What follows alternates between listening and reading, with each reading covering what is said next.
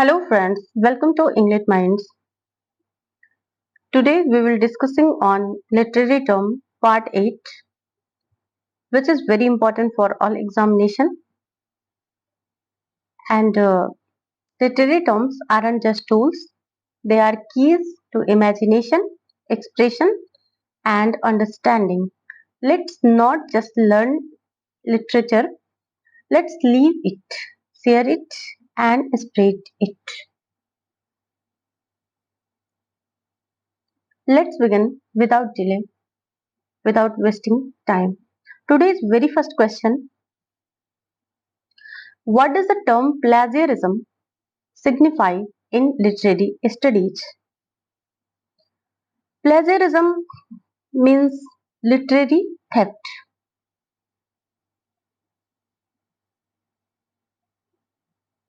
means साहित्यिक चोरी, literary theft or unauthorized use of another work. Literary theft or unauthorized work of another work, plagiarism refers to the unethical practice of presenting someone else's original ideas, expressions, or literary works as one's own without proper acknowledgement. Plagiarism is a serious academic offense and violates research ethics. Academic Angle, as per MLA Handbook and Research Ethics Guidelines, any unattributed borrowing constitutes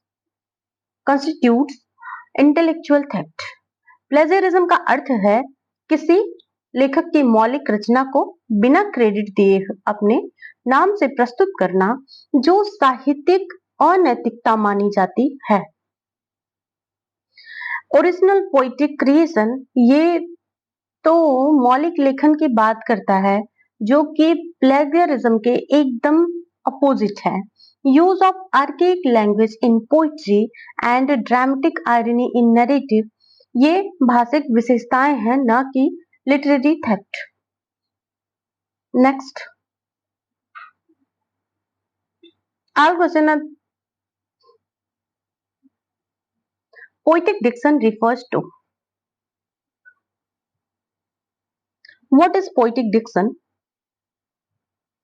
Kind of language deemed appropriate for use in poetry. It differs widely from one period to another.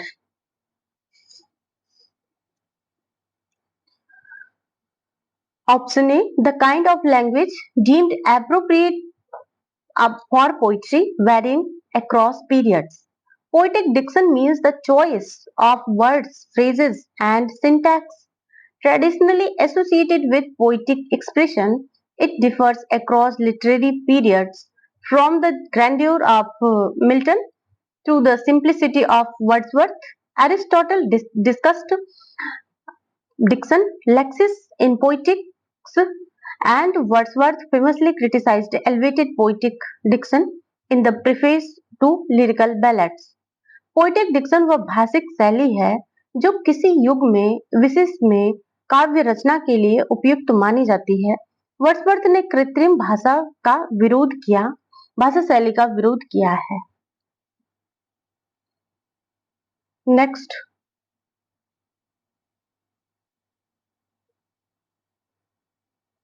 the concept of poetic license implies that a poet, option B, may take liberties with language or truth to enhance poetic effect.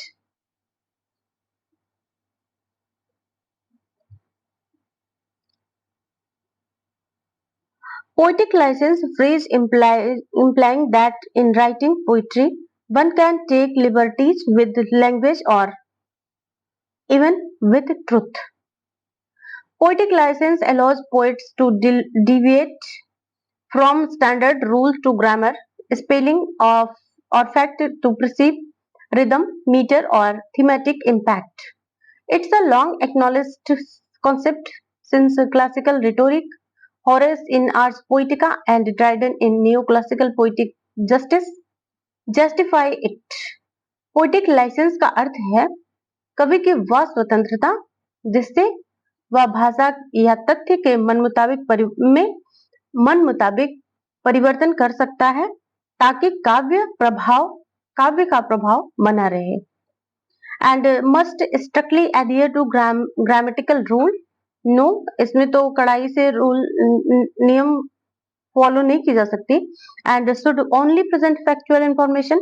No, कविता में तो कल्पना और भाव प्रवणता ही आवश्यक है। And figurative language all together avoids. No, इसमें तो यूज होता है फिगरेटिव लैंग्वेज, कविता की आत्मा है।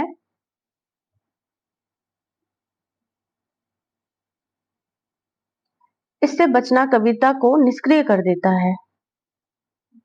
Next,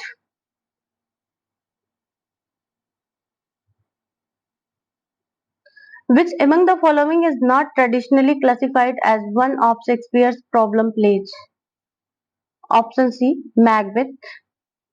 Problem plays of Shakespeare, a term first used in later 19th century critiques of Shakespeare to designate a group of his plays written in 1600 to 1604.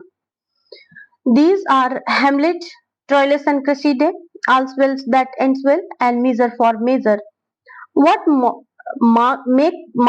what makes these all problem plays in the view of some critics is that it is difficult to discern the and author's intention. In the case of Hamlet, this difficulty lies in Hamlet's mysterious hesitation in carrying out revenge for the murder of his father. Troilus is regarded as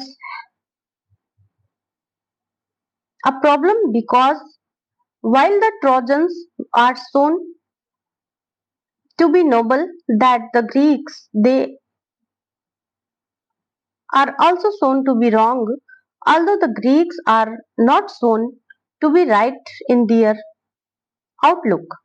Thus, no positive values is presented by the play, nor does it seem to be light-hearted enough to be a mere comedy, as well as that its slightest of the four is a problem because the noble heroine uses means which we should nowadays despise to gain her lover, who does not in any case seem to be worth her trouble.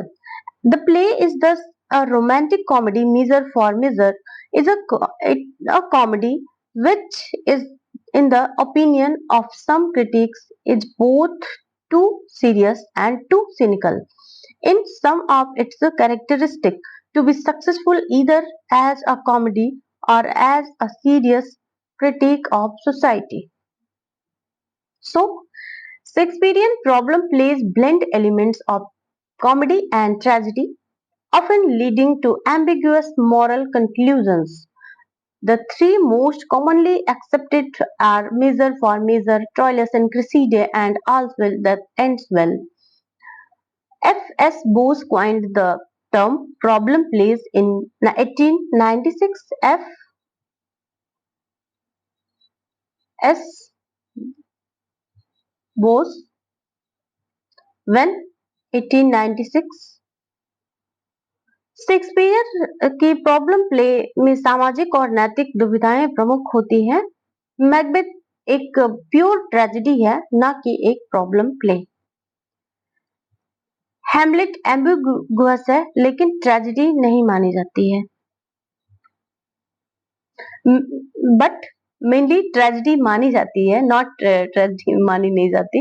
And Macbeth is a classical revenge tragedy, not a problem play. Next,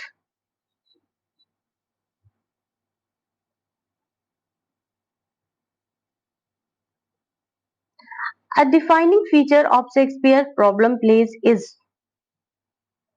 option B, ambiguity in authorial intention and complex character motivations. Problem plays explore morally ambiguous situations and defy clear cut resolution. They engage in socio-political critique through nuanced, flawed characters. According to scholars like Bose and A.C. Bradley, these plays challenge Elizabethan moral binaries. Problem plays की मुख्य विशेषता यह है कि लेखक की intention स्पष्ट नहीं होती, मीन्स मंशा स्पष्ट नहीं होती, और पात्रों की मनोस्थिति जटिल होती है, जिससे दर्शक असमंजस में बने रहते हैं। क्लियर कट मॉरल लेसन नहीं, ये प्लेस तो नैतिक भ्रम उत्पन्न करते हैं, ना कि स्पष्ट शिक्षा देते हैं। Light hearted comedic tone throughout, no, हास्य की निरंतरता तो कॉमेडी में होती है, प्रॉब्लम प्लेस में नहीं होती। Conventionally happy ending without conflict, इसमें तो कॉन्फ्लिक्ट ही होता है, सुखांत होना तो आवश्यक नहीं है, या एम्बिग्विटी ही इसे तो विशिष्ट बनाती है। Next,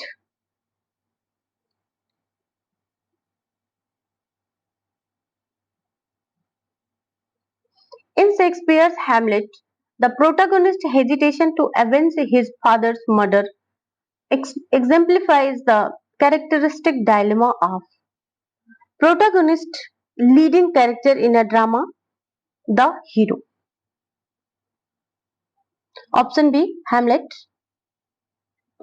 Prince Hamlet, indecision and philosophical introspection over avenging his father's murder by Claudius reflects the Renaissance conflict between action and thought, a central theme in the play. Hamlet is often studied as an archetype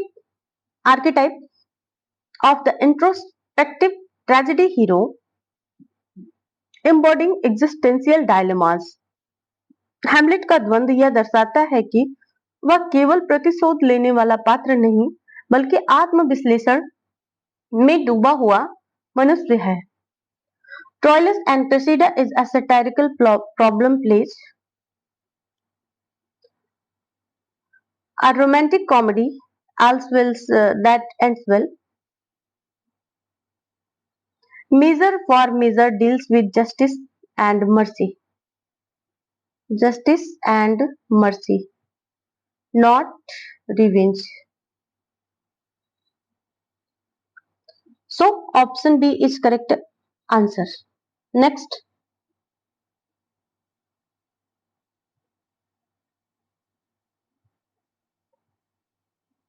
the term protagonist denotes the leading or central character, often the hero, is in a drama or narrative. The word protagonist originates from the Greek protos. Protos means first and agnostic means actor or competitor. It refers to the central character who drives the plot forward and with whom the audience often empathize, not emphasize. In Aristotle Poetics, the protagonist is central to tragedy. Protagonist वह मुख्य पात्र होता है जो कथा की घटनाओं को संचालित करता है, जैसे Oedipus, Hamlet, Elizabeth Bennet etcetera. Antagonist opposite to protagonist and minor supporting character सहायक पात्र होते हैं। Next, a prothalamion is best described as prothalamion nuptial song preceding a marriage. Option B, a nuptial song or poem celebrating an impending marriage. Prothalamion is a term coined by Edmund Spenser when 1596. Poem Prothalamion, written to celebrate the double marriage of the Earl of Worcester daughters. It contrasts with Epithalamion, which is a song celebrating a marriage already solemnized. प्रोथैल्मियन विवाह की पूर्व बेला में रचा गया काव्य गीत होता है, अर्थात विवाह पूर्व गीत। A poetic elegy for dead called elegy, a religious hymn called hymn धार्मिक भजन कहलाता है, और a satirical ballad हास्य व्यंग से संबंधित होता है। Next,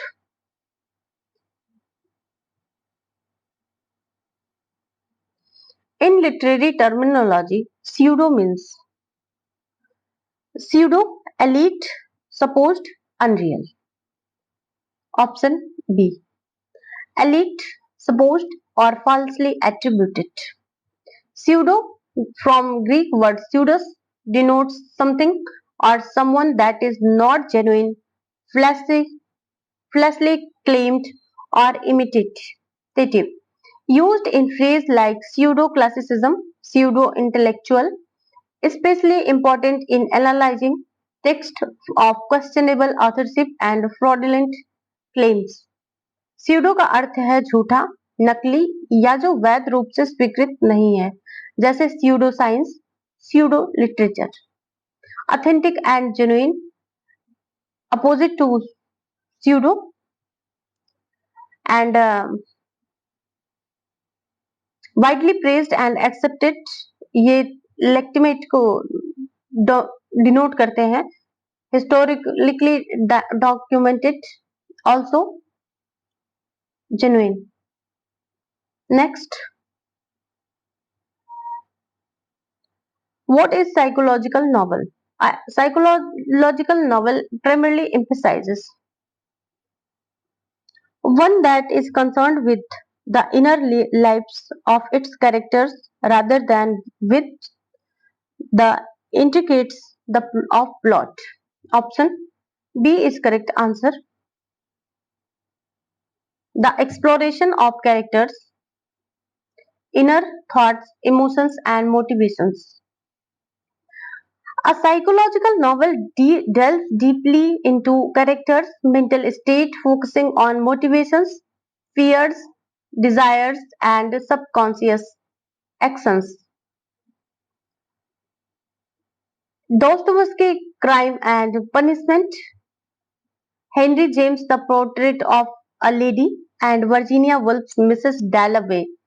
Modernist fiction often leans towards psychological realism through stream of consciousness technique. Psychological novel पात्रों के मनोभाव, अंतर्द्वंदों और मानसिक प्रक्रियाओं को प्रमुखता देता है. यह केवल घटनाओं पर नहीं, मनस्थिति पर केंद्रित होता है. Next,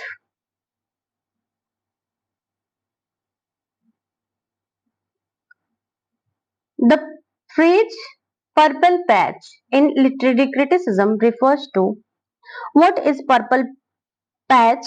Piece of deliberate fine writing in which the author has filled up his epithets, used only in a derogatory sense. Option B is correct answer. A section.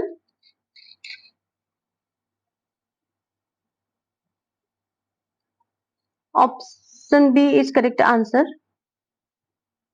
A section of deliberately ornate or highly elaborated writing often criticized to excess. A purple patch originates from the Latin purpurus, pennus, used to by Horace in Ars Poetica, indicating a flashy, overlay decorative passage that draws undue attention to itself. Often used critically to describe a style that disrupts the unity of the text due to excessive ornamentation. Purple patch वह अत्यधिक अलंकरण युक्त गद्यांश होता है जो रचना की एक रूपता को भंग करता है. यह शैली की सीमा का अतिक्रमण करता है. अ डल और अनइंस्पायर्ड पैसेज, नो, ये तो ओवर एलोबरेट होता है. एंड समरी, कंसाइज समरी और एब्स्ट्रैक्ट, नहीं, समरी तो नहीं होता, बहुत विस्तृत और सोवी हिस्सा होता है. And introductory segment of the literary work, नहीं, मध्य या अन्य भागों में ही हो सकता है. No introduction. Next, reconciliation plays. The term reconciliation plays in Shakespearean criticism refers to option B, the last foreplay, 1668 to 13, marked by themes of forgiveness and reunion. A term used by some modern critics to express the character of Shakespeare. Last four plays: Pericles 16:8 to 9, Cymbeline 16:9 to 10, The Winter's Tale 16:10 to 11, and The Tempest 16:11 to 12. These plays have some distinctive qualities that marks them of Shakespeare's earlier work. 19th century critics commonly refused to them as the Romantics. Shakespeare's reconciliation or romance includes Cymbeline, The Winter's Tale, The Tempest, and sometimes Pericles. These plays integrated tragic element but resolve in forgiveness, familial reunions, and spiritual regeneration. Critics like Edward Dowden and Northrop Frye emphasized these redemptive and symbolic structure. Reconciliation plays वे हैं जिसमें Shakespeare ने अपने नाटकों के अंतिम चरण में क्षमा, आत्मबोध और पारिवारिक मिलन के विषयों को प्रमुखता दी है. Next,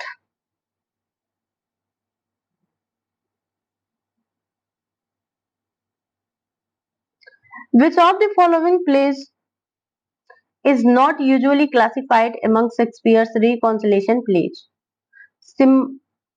Option D, Hamlet. Hamlet is a full-fledged tragedy marked by death, revenge, and existential despair without any structural or thematic reconciliation. Reconciliation plays include Cymbeline, The Winter's Tale, Cymbeline 16:9 to 10, The Winter's Tale 16:10 to 11, and Tempest 16:11 to 12, and Pericles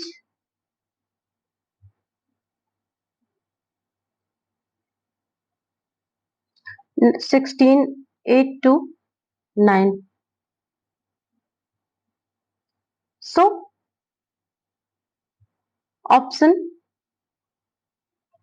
and Hamlet 16:1. Hamlet एक गंभीर tragedy है जिसमें आत्मबोध है परंतु क्षमा और पुनर्मिलन नहीं है. रिकंसिलेशन प्लेज में सुखांत व आत्मशुद्धि होती है. Next,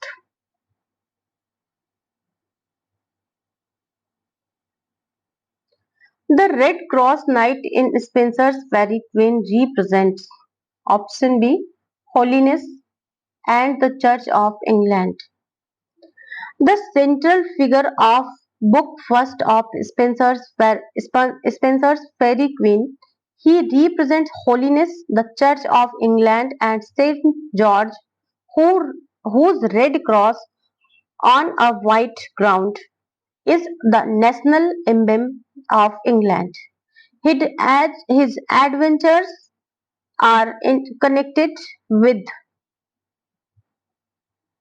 two women, Una, the true religion from which he is separated, and Dusa, Duessa,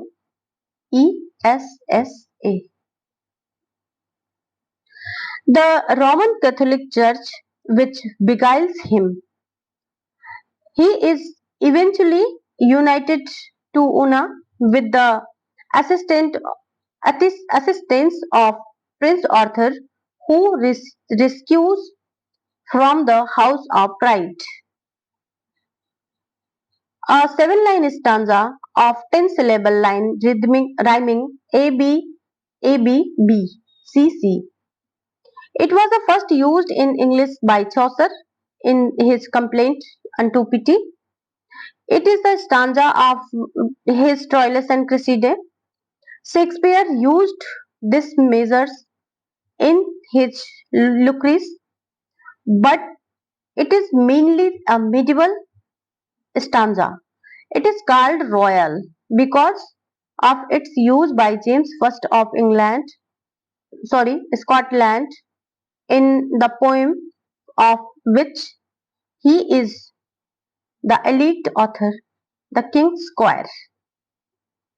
England के प्रोटेस्टेंट धर्म की पवित्रता का प्रतीक, जो धार्मिक व नैतिक युद्ध का प्रतिनिधित्व करता है। Next,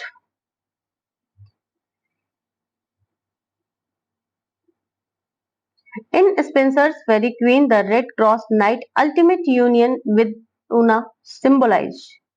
Option B, the reunion of holiness with truth and the Protestant faith.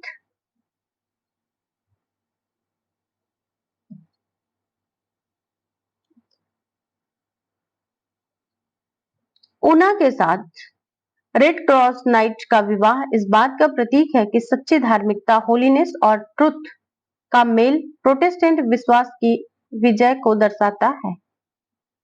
This is a Protestant allegory reinforcing Elizabethan religious politics and virtue ethics.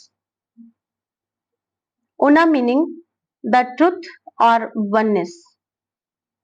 Truth.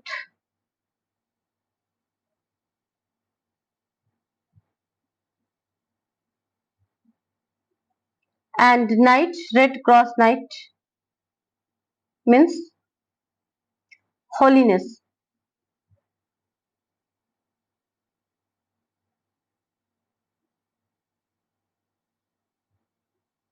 Next,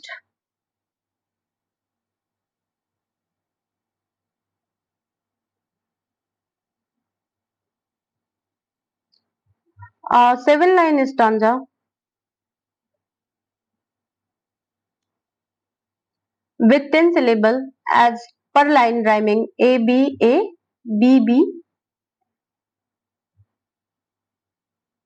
A B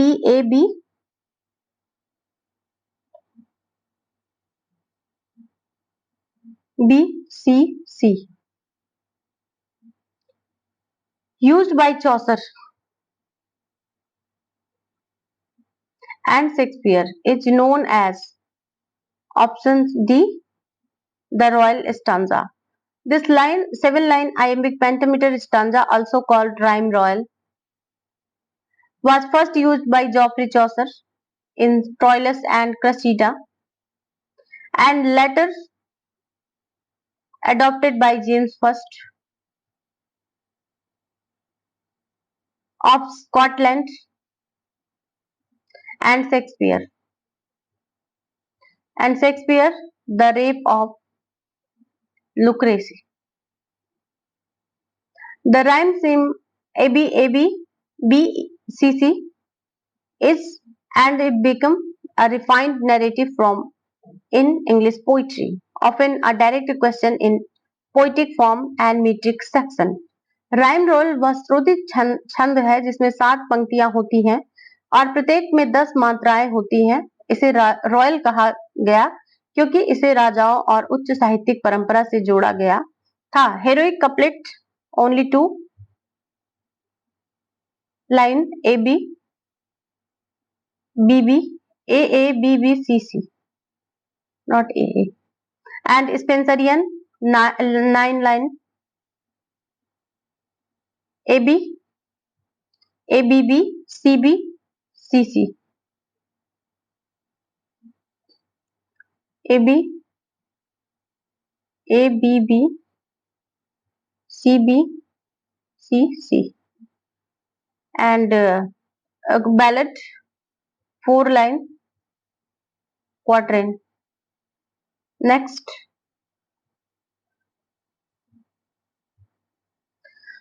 the royal stanza earned its name because option B, it was used by James I of England in the King's Square. The term rhyme royal is or royal stanza originates from it's used by King James I of Scotland in his poem The King's Square. Square means book.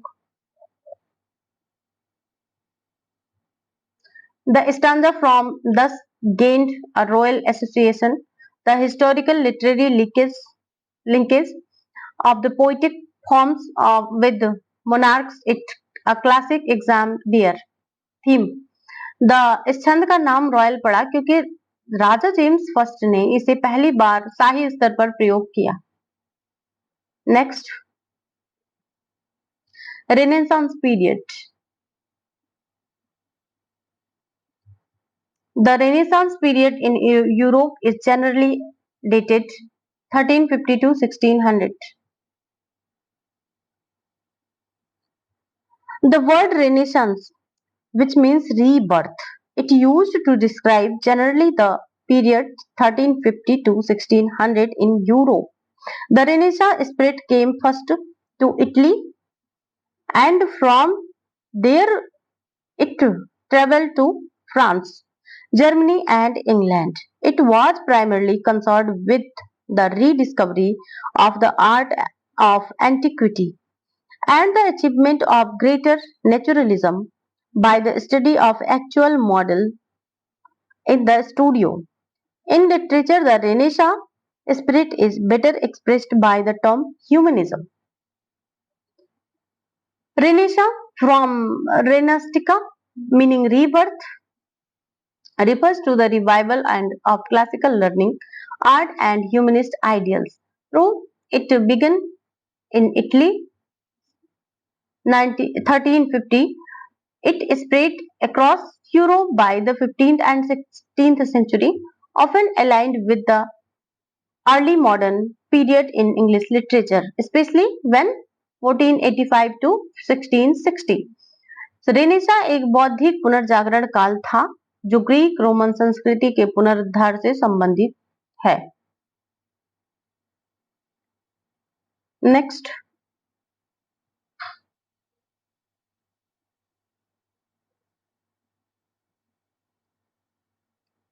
the Renaissance spirit in literature is most closely associated with option B, humanism and revival of classical antiquity.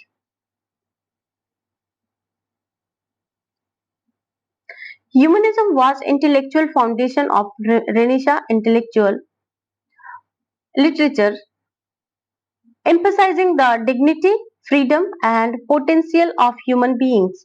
Writers like Petrarch, Erasmus, and later Shakespeare reflected this shift. Humanism is the frequent thematic concern of in Chaucer, Sidney Marlowe, and Shakespeare. Renaissance का मुख्य उद्देश्य मानव के आत्म विकास और classical संस्कृति का पुनर्मिलन था, जिसे हम ह्यूमनिज्म कहते हैं. Romantic belongs to the 18th and 19th century.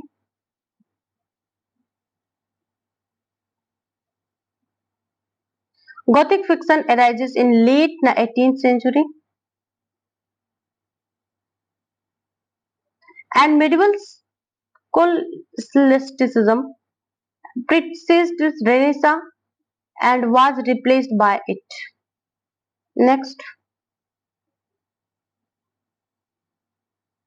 the phrase Renaissance of Wonder, coined by Theodore Watts Dutton, refers to option B, revival of a childlike sense of awe in romantic poetry. A term used by Theodore Watts Dutton to define romanticism, it refers to the revival of childlike sense of wonder in romantic poetry. Theodore Watts used the term Renaissance of wonder to describe romanticism, particularly in poets like Coleridge, Blake, and Keats, who reintroduced mysticism, supernatural elements, and imaginative awe to poetry after the rationalism of the Enlightenment. Useful in understanding shift from neoclassical classicism and to romanticism. Renaissance of wonder, यह वह काव्य युग है जिसमें कल्पना, रहस्य और चमत्कार की भावना का पुनरुत्थान हुआ, ब्लेक, वर्ड्सवर्थ, कीट्स जैसे कवियों के माध्यम से. The scientific revolution in the renaissance. Scientific rationalism was the Renaissance not romanticism. Enlightenment is opposite to the wonder mysticism of romanticism. Victorian fantasy is different and post romantic. Next,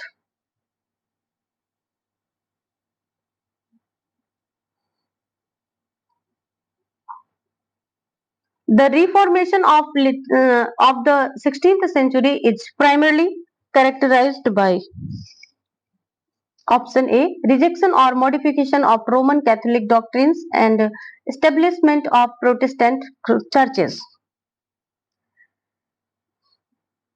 Reformation of 16th century religious movement marked ultimately by rejection or modification of much of Roman Catholic doctrine and practices and establishment of the Protestant churches.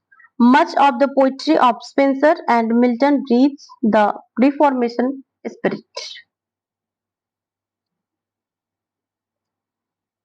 The Protestant Reformation initiated by figure of like Martin Luther 1517 and later John Calvin challenged Roman Catholic doctrines leading to the rise of Protestant churches across Europe.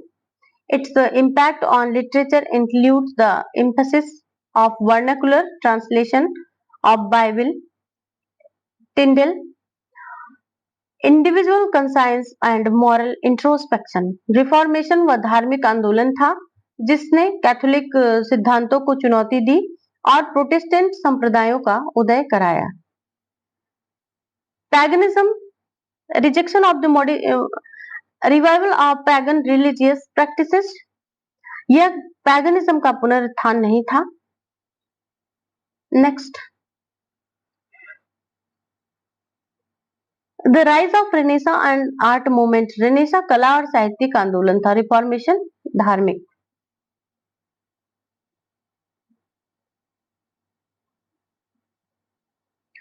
In literary term, regionalism refers to what is regionalism? A tendency or to works of art in a particular reign. For example, the Wessex of Hardy. Option A, writing that emphasize a particular geographical reign and its distinctive features. Regionalism is in literature refers to works focusing on the customs, dialects, landscape, and traditions of a specific area. Notable in American literature, like example Mark Twain,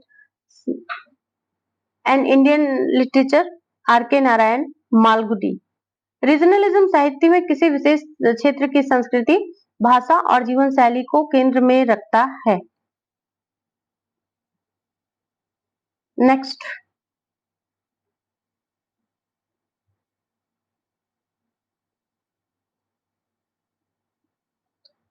in the literary term, romanticism primarily refers to option B, subjective, individualistic, and often unrestrained expression focusing on nature, humanity, and Middle Ages. Romanticism 1790 to 1830. 1790 to 1830 emphasized emotions, imagination, nature, and the individual. It was a reaction against the rationality of the Enlightenment. Poets like Wordsworth, Shelley, and Keats celebrated subjective experience and natural beauty. Romanticism marked a fundamental shift in literary aesthetics and philosophy. Romanticism वह साहित्यिक आंदोलन था जिसमें आत्म अभिव्यक्ति, प्रकृति कल्पना और मध्य युगीन मूल्य पुनर्जीवित हुए थे. And objective and restraint classical literature. No, classical literature विपरीत है रेस्ट्रेंट और ऑब्जेक्टिविटी के. ऑब्जेक्टिविटी साइंटिफिक राइटिंग रोमांटिसिज्म का अंग नहीं है. And political treatise in the 18th century, यह एनलाइटमेंट काल से जुड़े थे. Next, and what is romanticism? The term Applied to such literature and as it the reverse of classical, it represents subjective, individualistic, often unstrained qualities, love with the common, humanity, nature, and the Middle Ages. The romantic poet quest is for the remote and the wonderful and the beautiful. Next, the romantic revival in literature took place mainly during option C 1790 to 1830. The romantic revivals refers to the rise of romanticism, especially in English poetry, marked by the publication of Wordsworth and Coleridge lyrical ballads. When 1798 and continuing into the 1830s with Byron, Shelley, and Keats. Romantic Revival 18वीं सदी के अंत और 19वीं सदी के शुरुआत में हुआ जब कविता में कल्पना स्वाभाविकता और प्रकृति का उत्सव मनाया गया romantic revival at the term of Germany and France at the end of 18th century and beginning of the 19th century to classify a new moment in literature, especially in poetry. The English Romantic Revival is supposed to be the work of the number of writers between 1790 to 1830, especially the six poet William Blake, Wordsworth, Coleridge, Byron, Shelley, and Keats. These are commonly known as the Romantic movement, but the term is unfortunate and misleading in certain respect. The writer the writers are individualistics and did not cohere in a moment. It is true that the influence of Wordsworth to some extent affected all the others except Blake and Wordsworth, that Wordsworth and Coleridge were closely associated in their most vital poetic years, and that friendship existed between Shelley and Byron. But there there was over the whole period more disagreement and even dissension amongst the six than collaboration or even sympathy. These poets did not think of themselves as romantic and would probably not have appreciated by the term.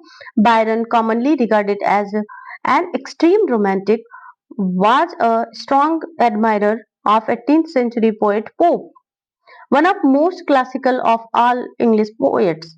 One of the other hand, it is to be admitted that these six poets had certain qualities in common which set them apart at least from their predecessors of 18th century. They cultivated imaginative freedom, each tended to express the feeling of man in solitude as opposed to those of the man in society, all except a phrase, perhaps Blake responded widely to natural environment. All these poets were deeply interested in problem of growth and process both in the life and the art.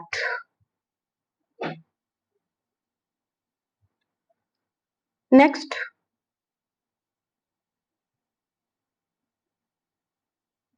which of the following poets is not commonly grouped as the part of core English Romantic movement? Option C, Samuel Johnson. Samuel Johnson, 1790, 1709 to 1784, belonged to the neoclassical age. Moral essays and prose style, he precedes the Romantic movement and opposed excessive emotionalism. Samuel Johnson तर्कशील और अनुशासित लेखन के पक्षधर थे जबकि romantic कवि भावना और कल्पना को प्राथमिकता देते थे and William Blake pre romantic visionary poet Wordsworth founder of English romanticism and Keats second generation romantic poet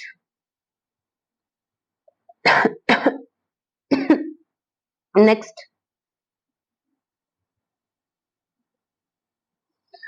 the romantic poets are characterized by all except option B focus on man in society rather than solitude. Romanticism is emphasized the individual over society, focusing on solitude, introspection, and communion with nature. Poets like Wordsworth and Keats found inspiration in personal experience and emotional depth, often in isolation from social structure. Romantic कवियों का ध्यान सामाजिक ढांचे पर नहीं, बल्कि एक व्यक्ति के एकांत अनुभूति और आत्मचिंतन पर होता था। Emphasis on imaginative freedom freedom हाँ, स्वतंत्रता थी ना कल्पना की। रोमांटिक हॉलमार्क है ये तो। And vivid response to the natural environment, yes, प्रकृति से जीवंत संबंध है इन लोगों का। Interest in growth and progress in life and art, yes, जीवन में कला के में प्रक्रिया व जीवन और कला में प्रक्रिया व विकास पर बल दिया है इन्होंने। And next,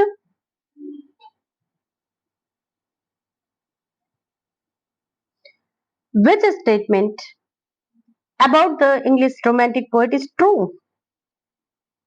They were individualistic and often had disagreements. Yes, romantic poets like Wordsworth, Byron, and Shelley had distinct philosophies. Wordsworth's simplicity and Shelley radicalism often clashed. Their individualism is a defining feature. They did not function as single school or group. Romantic कवि एक दूसरे से वैचारिक रूप से भिन्न थे और अक्सर असहमति देखते थे, मतलब रखते थे। वे सामूहिक आंदोलन नहीं, व्यक्तिवादी चिंतन धारा के प्रतिनिधि थे। They always work closely together in complete harmony. No, कोई संगठित समूह नहीं था, ये तो डिसएग्री करते थे एक दूसरे की बातों को। They are rejected nature as the theme. प्रकृति रोमांटिक थीम का मूल तत्व थी। Yes, no, and they identified themselves strictly as romantic poets.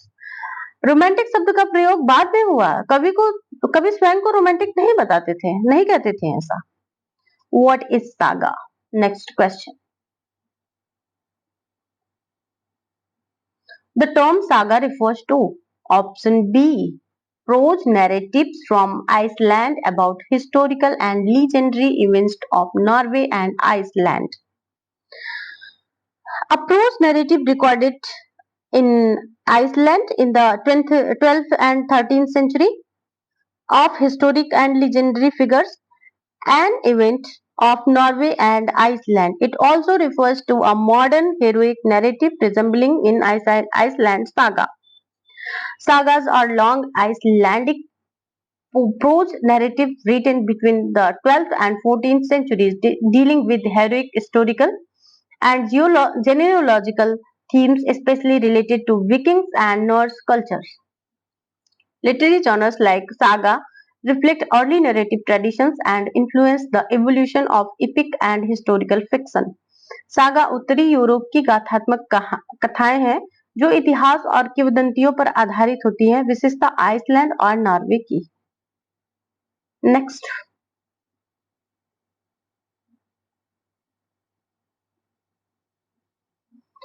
in literary terms, satire is best described as satire, a species of wit that ridicules and vices and follies of the age. Option B, wit that ridicules the vices and follies of society. Satire employs humor, irony, and exaggeration to criticize human foolishness, corruption, and societal flaws. Example include Jonathan Swift's Modest Proposal and Dryden's Absalom and Achitophel.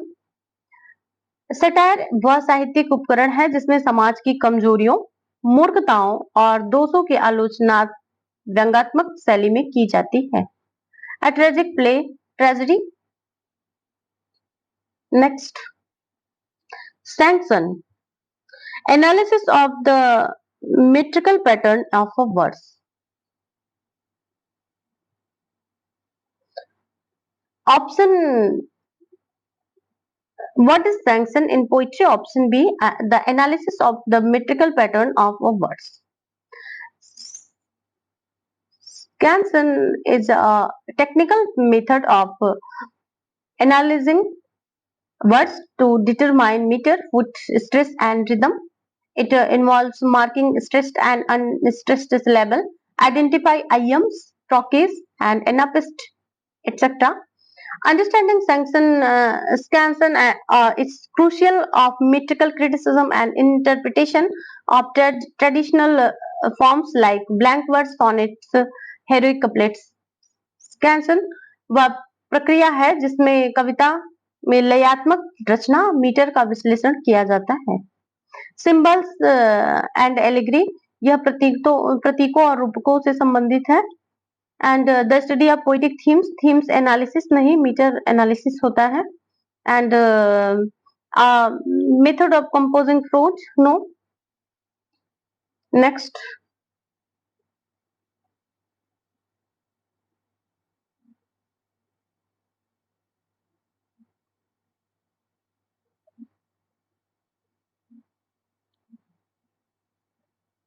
which of the following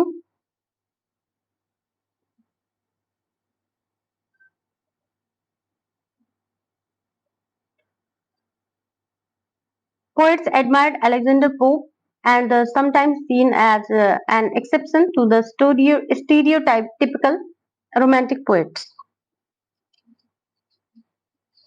Option C, Lord Byron.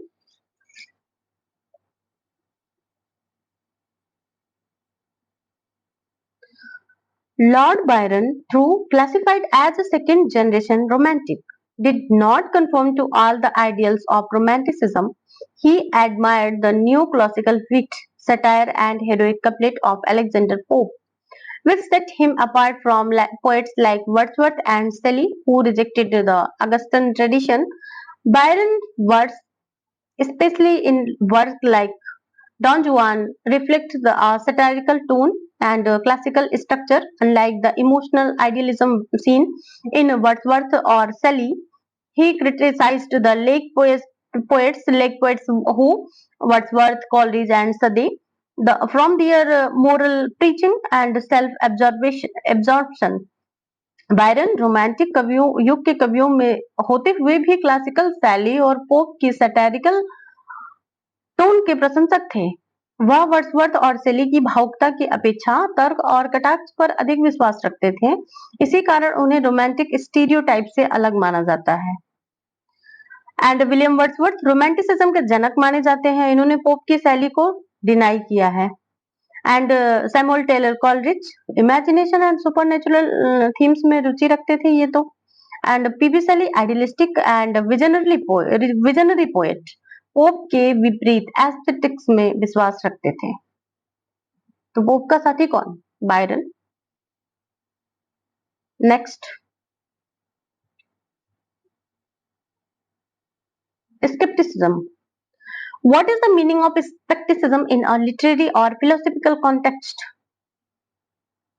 Skepticism, the doctrine that true knowledge or knowledge in a particular areas is uncertain. It is an attitude of disposition towards doubt regarding the truth of a particular claim, theory, religion, etc. Option B, attitude of doubt and regarding the truth of a claim or theory. Skepticism, also spelled skepticism,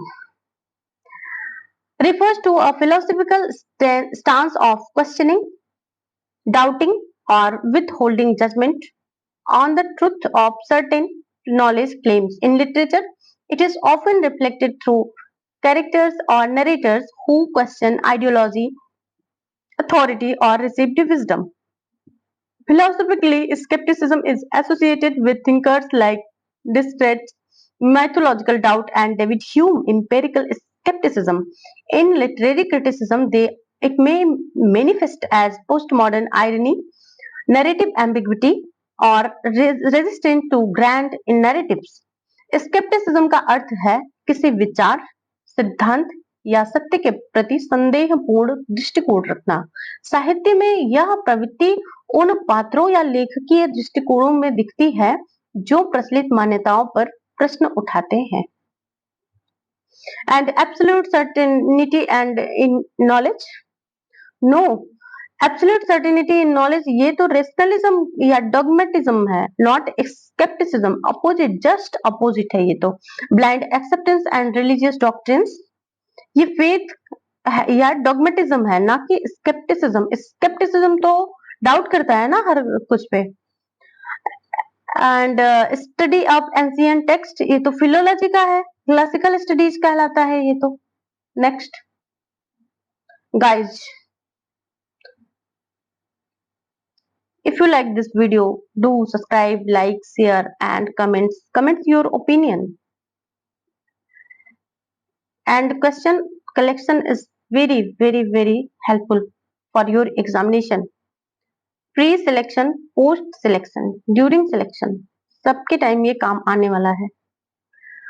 And the next, the Scribblers Club was primarily formed to, क्योंकि justice भी तो करना है अपने कामों कार्यों के प्रति, हमें जस्टिस भी करना है। Option B, satirize false tastes and literary pretensions. Formed Scribbler Club, formed by the poet Pope and his friends Swift, Gay, Parnell, Congreve, and Atterbury and Lord Oxford. Its aim was to satirize false taste by collaborating under the disguise of the memories of a fictional German scholar, Martinus Scribblers. The club was formed in 1713.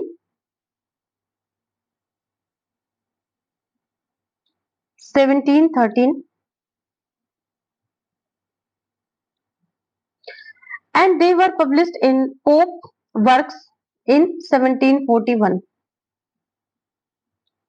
Pope sometimes used scribblers as a pen name, and so did the poet George Crabbe. The Scribblers Club was a group of early 18th century satirical writers, including Jonathan Swift, Alexander Pope, and others, who created the fictional scholar Martinus Scribblers to mock the pretentious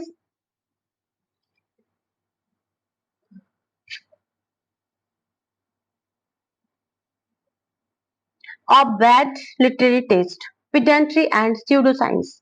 It flourished during the Augustan age, valuing wit, clarity, and classical order. The satire influenced work like Duncient Pope and Gulliver Travels. Swift scribbler clubs का उद्देश्य साहित्य में व्याप्त अविवेकपूर्ण अभिरुचियों और ढोंगी विद्वता का मजाक उड़ाना था। इस समूह ने व्यंग के माध्यम से झूठे विद्वानों और घटिया साहित्य का विरोध किया। Next,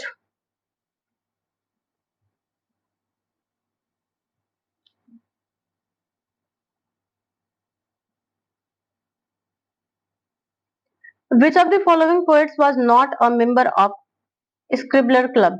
Option C, John Milton.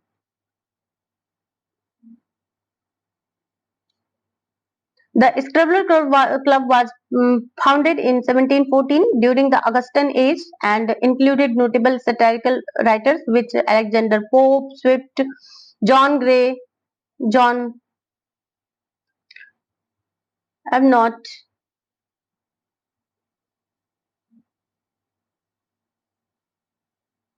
Pope, Swift, Gay. Their goal was a mock bad literary taste, pseudo scholarship, and pedantic learning through a character Martinus Scribblers. John Milton, however, lived in the 17th century, 1608 to 1674, and was not associated with the club. He belonged to an earlier generation and was known for epic serious poetry, Paradise Lost, not for satire. John Milton scribbler club से नहीं जुड़े थे उन्होंने, क्योंकि वे इनसे काफी पहले के कवि थे और उन्होंने गंभीर धार्मिक और राजनीतिक विषयों पर लेखन किया। क्लब के सदस्य व्यंग्यात्मक साहित्य में सक्रिय थे। Alexander Pope, Jonathan Swift and John Gay member थे। Next, The term Senecan tragedy refers to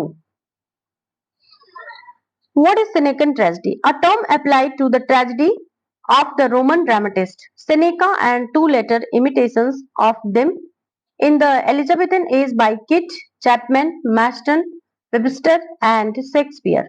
The revenge play can be directly attributed to the influence of Seneca. Several other characteristics of Elizabethan tragedy division into five-act long formal speeches and high station of the end and sensational nature of the event are attributed to the influence of Seneca. The poem, the famous tragedies of Seneca and Medea, Agamemnon, Thistus, and Oedipus, and their chief theme is revenge of murder. Option B, Roman tragedies by Seneca and their Elizabethan imitations focusing on revenge.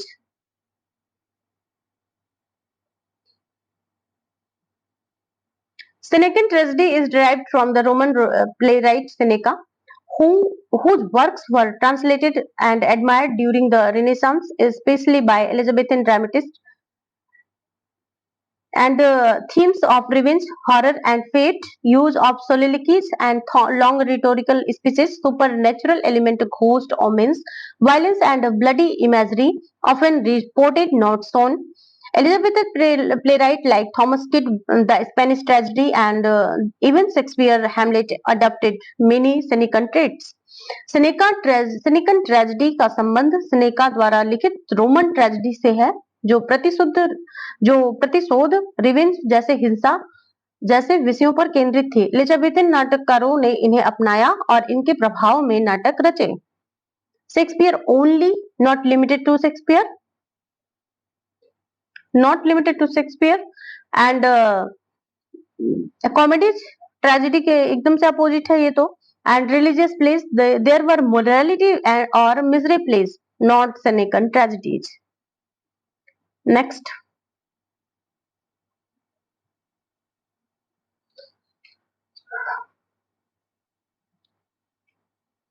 which Elizabethan playwright is closely associated with following the Senecan tradition. Seneca was Roman dramatic. He wrote 10 closes full of melodrama and rhetoric. His tradition was followed by the Elizabethan dramatists, especially by Kit, who wrote the Spanish tragedy. Thomas Kit, 1558 to 1594.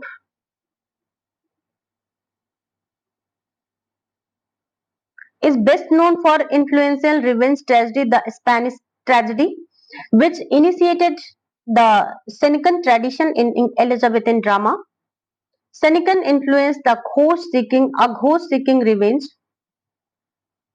a protagonist tormented by moral conflict, soliloquies, rhetorical flourishes, and delayed revenge. One on stage and off stage violence. These characteristics deeply influenced Shakespeare's Hamlet and entire revenge tragedy tradition of the Renaissance. Thomas kids को Elizabethan युग में सेनेकन tragedy परंपरा का अग्रदूत माना जाता है। उनके नाटक द स्पेनिश ट्रेजेडी में प्रेत, प्रतिशोध, नैतिक द्वंद और हिंसा जैसी विशेषताएं पाई जाती हैं। Christopher modulo more focused on tragic heroes and blank verse, not directly cynical. And Ben Jonson, known for satire and comedy of humors,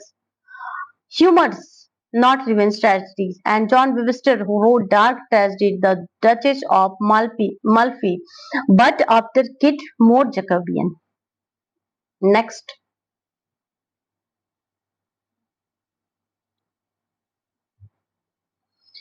In 18th century, uses sensibility refers to option B, an exquisite capacity or feeling or emotion.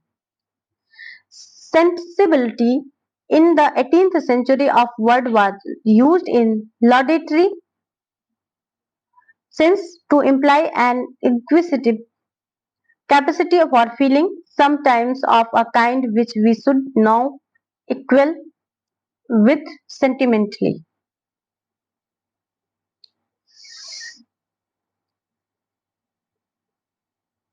In the 18th century, especially in literature and moral philosophy, sensibility denotes a heightened emotional responsiveness and refined moral perception. It was often linked to sympathy, compassion, and virtue, becoming central in the sentimental novel.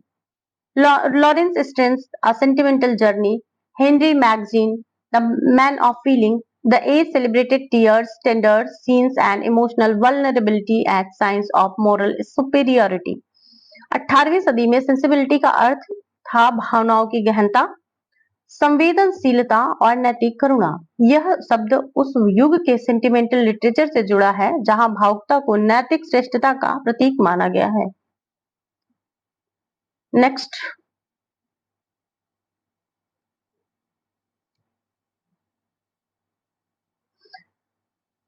the modern meaning of sentimentality generally implies.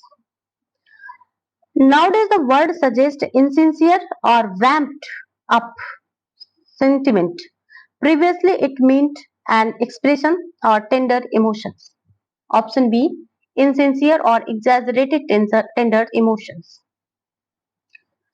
While originally sentimentality refers to a genuine and refined feelings, in modern literary criticism it often carries a negative connotation, meaning overwrought, excessive or insincere emotional display.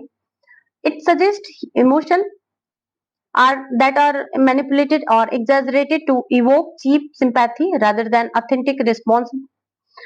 Critics caution against sentimentality because it can undermine the complexity and realism of characters or situations. आधुनिक संबंध में सेंटिमेंटैलिटी का मतलब होता है अति भावुकता या नकलीय भावनाएं, फॉल्स इल्यूजन इमोशंस, जो असली भावनाओं को की जगह दर्शकों को केवल भाव करने के लिए इस्तेमाल होती हैं। Sincere and genuine feeling, this is the original meaning but not the modern critical sense. Next, a serenade is traditionally a love song sung at night under the lady's window. Song usually of love sung by night in under a lady window. The serenade originated in the medieval and Renaissance periods and as a musical of poetic poetic expression of love, typically performed at night beneath the beloved window, and it symbolizes romantic devotion, courtship, and longing. Often features soft lyrical melodies designed to charm and woo.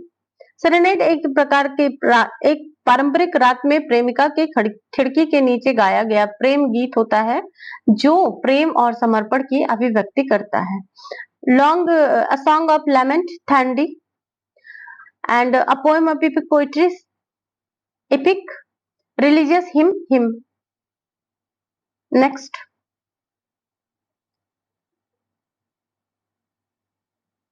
which of the following writers was not part of 17th century English literature? Option D, William Wordsworth. William Shakespeare 1564 to 1616 and John Donne 1572 to 1631 and Dryden 1631 to 1700 were all prominent figures of the 17th century, including late Elizabethan, Jacobean, Caroline, and Restoration period. William Wordsworth 1770 to 1850. However, belongs to the late 18th century, 18th and early 19th centuries as the leading figure of the Romantic movement. William Wordsworth 17वीं सदी के लेखक नहीं थे, वे romantic युग के कवि थे, जबकि शेक्सपियर, ड्राइडन और ड्राइडन 17th सेंचुरी के महत्वपूर्ण लेखक थे। 17th सेंचुरी लिटरेचर डिस्क्रिप्शन थोड़ा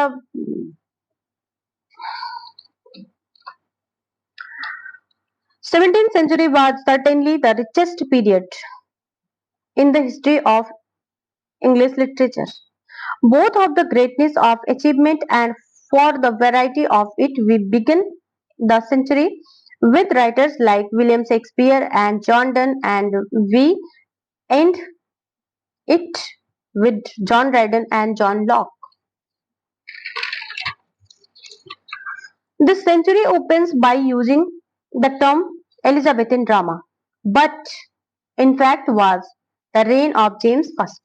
The Jacobean period that this drama came to fruition by 1600. Shakespeare was approaching his best work. Ben Jonson was just beginning his career, and the plays of the other important dramatists, Chapman, Webster, Middleton, were as yet unwritten.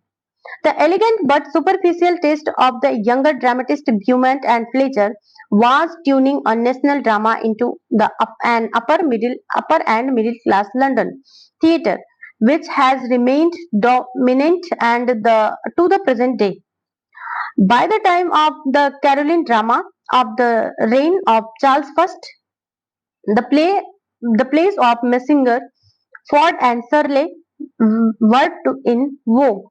But in the meantime, the genius of the best dramatists, especially Shakespeare, had helped to produce among the lyric poets the school now so much admired under the name of the metaphysicals.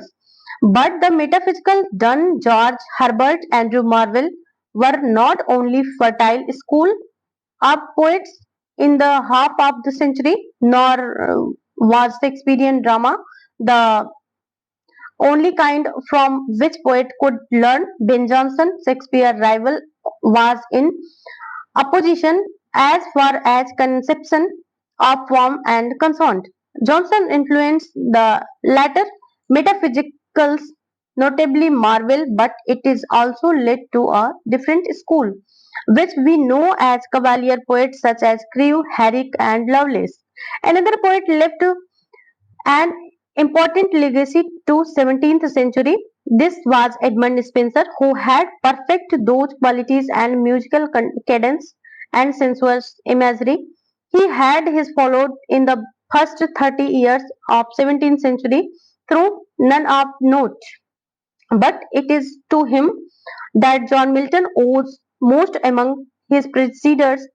In Milton, we have two very different 17th century outlooks uneasily united. The love of all that is implied by the Renaissance, that is to say, the revolution of classical literature, and devotion to Puritanism, implying the extreme Protestant belief that not only is all truth God truth, but that the sole ultimate source of it is the Bible. Paradise Lost was so impressive and as an attempt to realize this impossible ambition, and so imposing in its union of the classical form and the biblical subject that is has won the reverence of 3 centuries. From the beginning of century, prose writers showed signs of seeing their function and clarifying the reason of opposed to enlarging, and the imagination beacon in his advancement of learning treats religion with respect. Thomas Browne, Religio Medici, is written like his other works, is written most sonorous prose in the English language. In the middle of the century, Thomas Hobbes published his treatise on political philosophy, Leviathan. So, option D is correct answer. Next,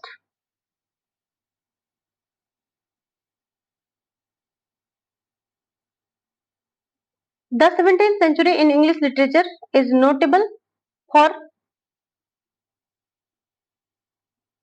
option B, variety and greatness of literary achievement. Next,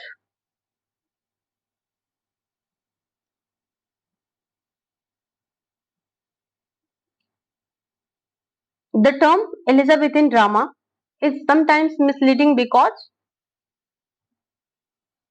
option B, it mainly flourished by 1600 overlapping with the Jacobean era.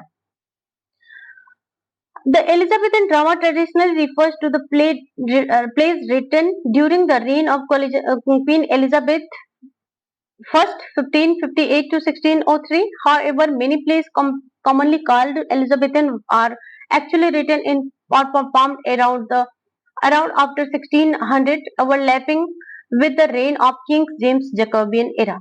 Therefore, the term can be misleading as it does not strictly confine itself to Elizabethan reigns but include early 17th century work. Elizabethan drama का शब्द कभी कभी भ्रमित करता है क्योंकि वह 1600 के बाद के नाटकों को भी शामिल करता है जो जैकोबियन युग के अंतर्गत आते हैं. Next,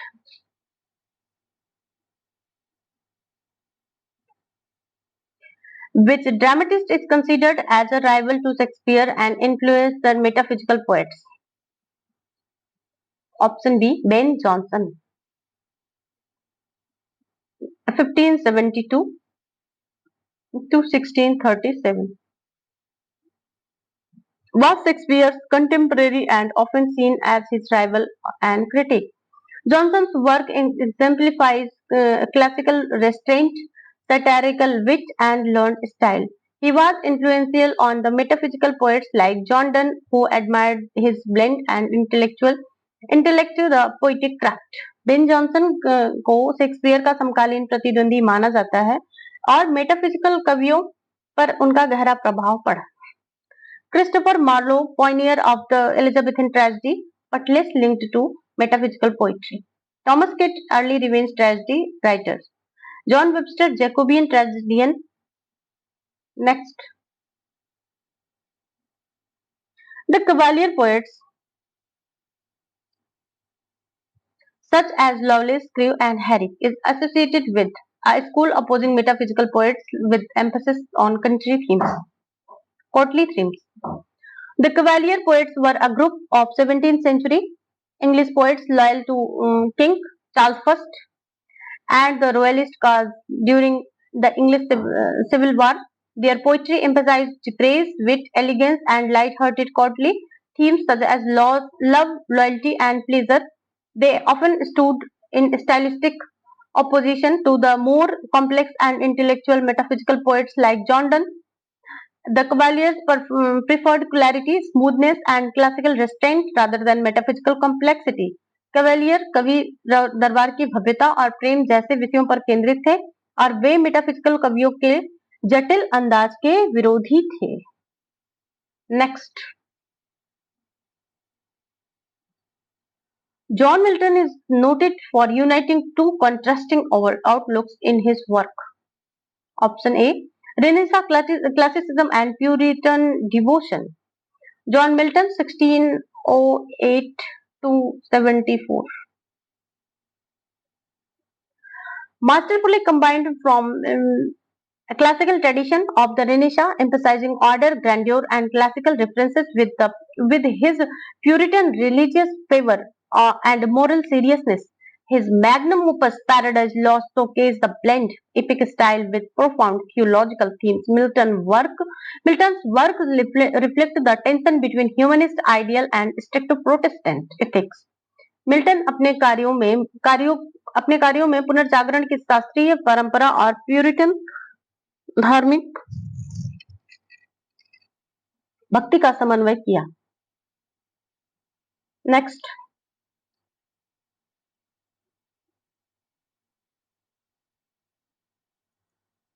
Milton Paradise Lost is significant because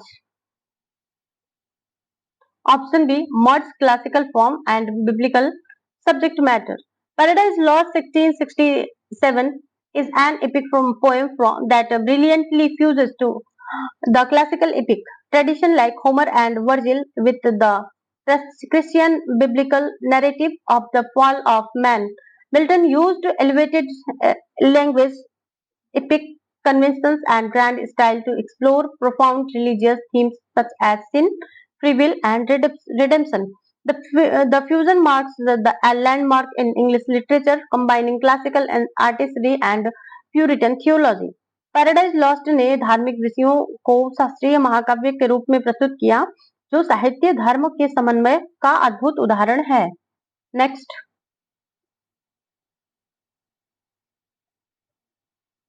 In the early 17th century, prose writers increasingly saw their function as clarifying reason and rational thought. Early 17th century prose saw a shift towards rationalism and clarity, influenced by the scientific revolution and Enlightenment predecessors. Writers like Francis Bacon emphasized prose as a medium to clarify ideas, promote empirical inquiry, and advance knowledge rather than mere ornamentation or fantasy. The prose style became clear, precise, and aimed at instructing reason. 17वीं सदी के प्रारंभ में गद्य लेखकों ने अपनी भूमिका को तर्क और स्पष्टता को प्रोत्साहित करने वाला माना, जो ज्ञान और विज्ञान के युग की शुरुआत थी. Next.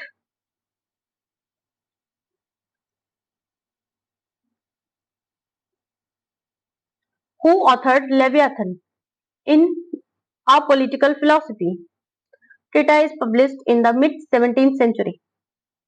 Option B, Thomas Hobbes. Leviathan 1651 is a seminal work. Thomas Hobbes, a fundamental text in political philosophy. Hobbes argues for a strong sovereign authority to avoid a chaos of the natural state of nature, famously describing life without government as solitary, poor, nasty, brutish, and sort. His ideas shaped modern philosophical political theory, especially social contract theory. Leviathan Thomas Hobbes द्वारा लिखा गया था, जिसमें राज्य की मजबूत सत्ता के पक्ष में तर्क दिया गया है. Next. Slice of life. The phrase slice of life originally derives from French naturalism, depicting life without artificial selection. Phrase derived from the French naturalist who claimed to exhibit life of raw without selection. The term slice of life refers to realistic depiction of everyday existence without idealization and or dramatic exaggeration. It originates the French naturalism late 19th century, where writers like Emile Zola focused on objective, detailed portrayals of ordinary life. This technique emphasizes verisimilitude of social realities. Slice of life French naturalism से आया है, जो जीवन के वास्तविक और यथार्थ चित्रण को दर्शाता है. What is the term solecism means? Vulgar grammatical error. I done it. I have done it.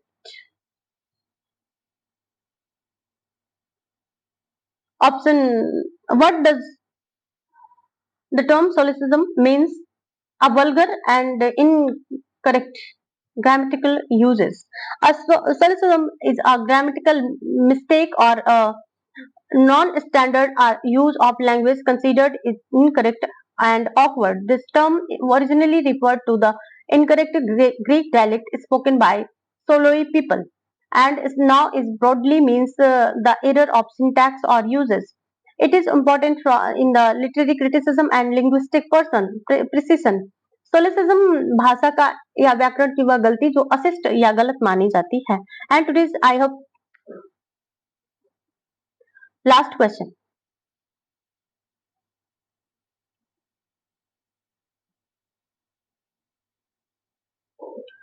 Which prose writer is known for religio medici and it noted from sonorous English prose? Thomas Hobbes. No, option C, Thomas Brown.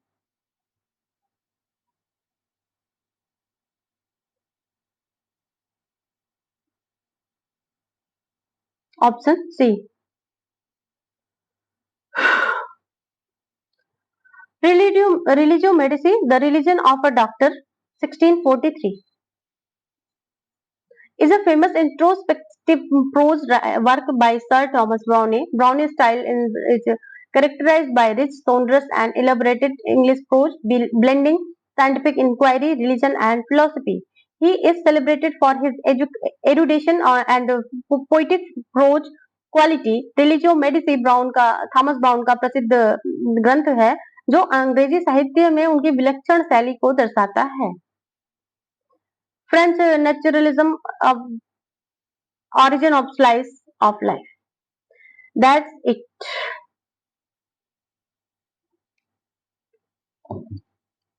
I hope you like this video.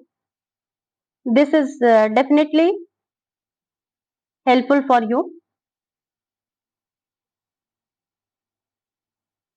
If you are new to this channel, please subscribe, like, share, and share your thoughts.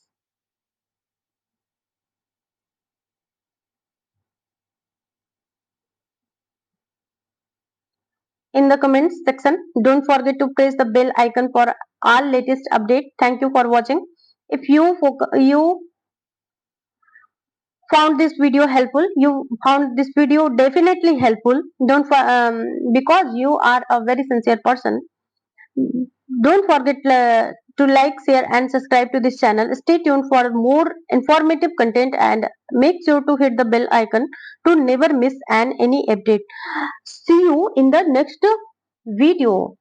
Until then, keep revising, keep rising for more high yield content. Don't forget to seriously, like, share, and subscribe to this channel. See you in the next session. Until then, stay scholarly, stay tuned. Bye.